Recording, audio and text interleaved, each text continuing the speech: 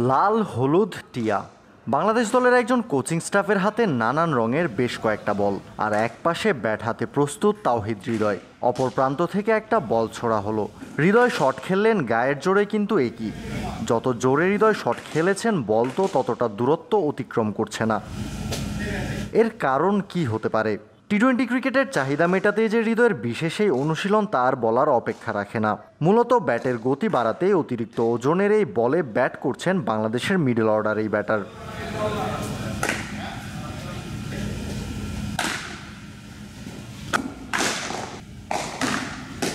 সাধারণ ক্রিকেট বলের ওজন যেখানে 155 গ্রামের মতো হয়, সেখানে এই ওয়েট বলগুলোর ওজন 400 গ্রাম থেকে শুরু করে 600 এমনকি 800 গ্রাম পর্যন্ত হতে পারে।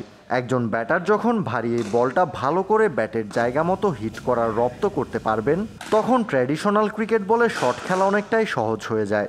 ভারী বলে অনুশীলন করায় ব্যাটের স্পিডও বেড়ে যায় বহুগুণে। বাংলাদেশ দলের যে কয়জন হার্ড হিটার আছেন, হৃদয় তাদের মধ্যে অন্যতম।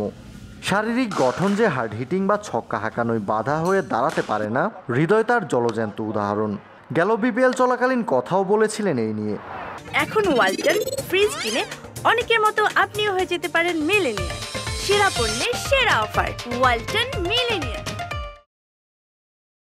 আত্মবিশ্বাসী এই ক্রিকেটার নিজেকে অন্যদের চেয়ে আলাদা করেছেন এই একটা জায়গাতেই, সেটা হলো নিজের উপর বিশ্বাস রেখে কঠোর পরিশ্রম করে যাওয়া।